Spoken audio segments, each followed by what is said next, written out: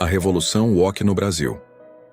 Você sabe o que estão ensinando para seus filhos neste exato momento? Enquanto você trabalha, enquanto você confia nas instituições, uma revolução silenciosa invadiu as salas de aula do Brasil. Não é uma revolução de armas, é uma revolução de ideias. E o alvo principal é a mente das nossas crianças. Tudo começou nas universidades americanas nos anos 60 e 70. Professores marxistas expulsos da Europa encontraram refúgio nas academias dos Estados Unidos. Eles não podiam mais falar de luta de classes. O comunismo econômico tinha fracassado. Então eles mudaram de estratégia. Em vez de dividir por classe social, dividiram por identidade. Raça contra raça. Gênero contra gênero. Opressores contra oprimidos. Nasceu ali a teoria crítica, o embrião do que hoje chamamos de movimento woke.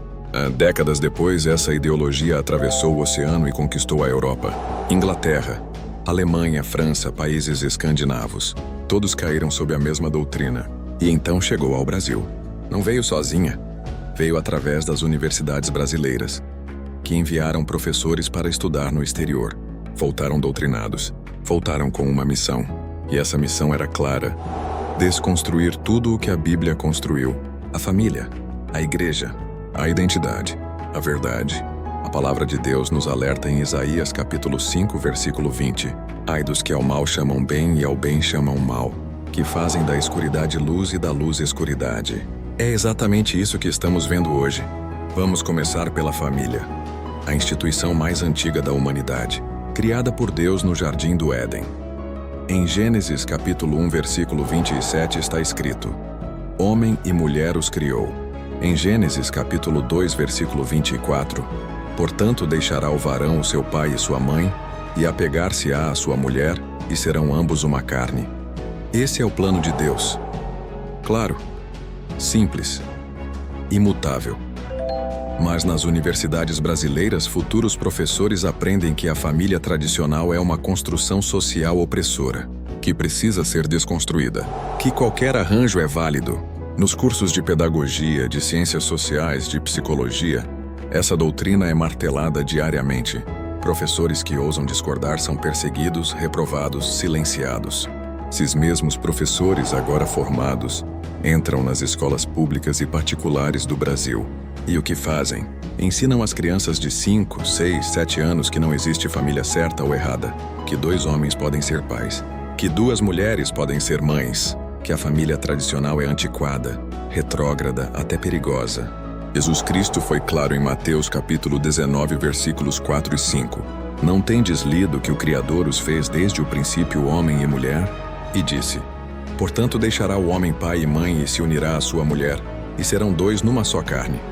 A palavra de Cristo ecoa através dos séculos, mas nas salas de aula brasileiras ela é ignorada, ridicularizada, combatida.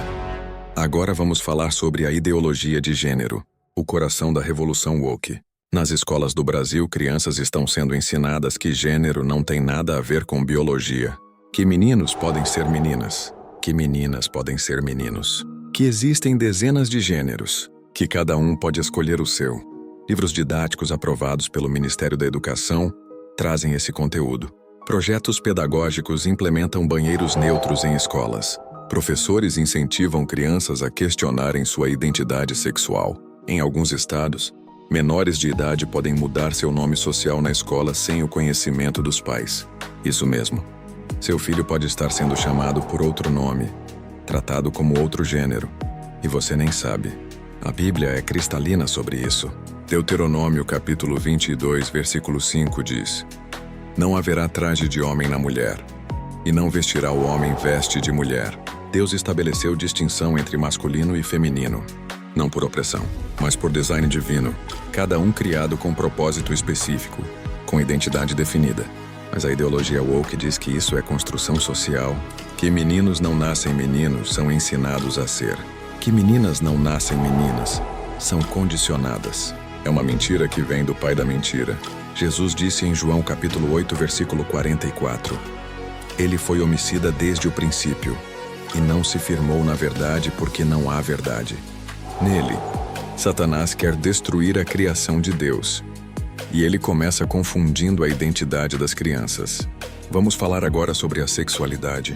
Nas universidades brasileiras, professores são treinados a normalizar todo tipo de comportamento sexual, a ensinar que heterossexualidade não é o padrão, apenas uma opção entre muitas. Disciplinas inteiras são dedicadas aos estudos de gênero e teoria queer. Ativismo LGBT é promovido como causa social. Esses professores saem das universidades e entram nas escolas de ensino fundamental. Levam drag queens para contar histórias para crianças de 6 anos. Organizam paradas do orgulho LGBT dentro de escolas públicas. Distribuem materiais que ensinam crianças sobre diferentes orientações sexuais. Tudo isso sem o consentimento explícito dos pais. A palavra de Deus em Levítico, capítulo 18, versículo 22 é direta. Com varão te não deitarás como se fosse mulher. Abominação é. Em Romanos capítulo 1, versículos 26 e 27, Paulo descreve a consequência de rejeitar a Deus. As mulheres mudaram o uso natural no contrário à natureza, e os varões deixaram o uso natural da mulher, e se inflamaram em sua sensualidade uns para com os outros. Não é ódio dizer isso. É amor. Amor à verdade. Amor às almas. A agenda woke não quer que você ame, quer que você aceite, quer que você silencie, quer que você chame pecado de virtude. Mas tem mais. A teoria crítica racial também invadiu o Brasil. Nas universidades, futuros professores aprendem a dividir a sociedade entre opressores e oprimidos baseado na cor da pele. Brancos são automaticamente culpados. Negros são automaticamente vítimas. Não importa a história individual. Não importa o caráter. Apenas a raça. Essa ideologia vai diretamente contra o Evangelho de Cristo. Gálatas capítulo 3, versículo 28 declara: Não há judeu nem grego, não há servo nem livre, não há macho nem fêmea, porque todos vós sois um em Cristo Jesus. O Evangelho une. A ideologia woke divide. O Evangelho reconcilia. A ideologia woke cria ódio. Nas escolas brasileiras. Amigos, quero compartilhar um desafio muito importante com vocês. Nosso canal tem apenas 5 meses de vida e já somos 259 inscritos. Cada um de vocês é uma bênção para este projeto. Mas para que o YouTube entenda que essa mensagem precisa alcançar mais pessoas, nós precisamos chegar a 1000 inscritos. Quando atingirmos essa meta, a plataforma começa a recomendar nossos vídeos para muito mais gente, e assim conseguimos espalhar ainda mais esta mensagem de esperança e inspiração. Por isso eu peço com muito carinho, se inscreva agora mesmo. É rápido, é gratuito e faz toda a diferença para que esse trabalho continue crescendo e transformando vidas. Clique em inscrever-se e ative o sininho para não perder nenhum conteúdo. Vamos juntos chegar aos 1000 e levar essa mensagem para o maior número possível de corações. Crianças brancas são ensinadas a se sentirem culpadas por crimes que não cometeram. Crianças negras são ensinadas a se verem como vítimas perpétuas. Isso não traz justiça, traz ressentimento, traz divisão, traz amargura. Jesus disse em João capítulo 13, versículo 35, Nisto todos conhecerão que sois meus discípulos, se vos amardes uns aos outros. A marca do cristão é o amor, não a divisão racial, não o ódio coletivo. Agora vamos falar sobre a masculinidade e a feminilidade.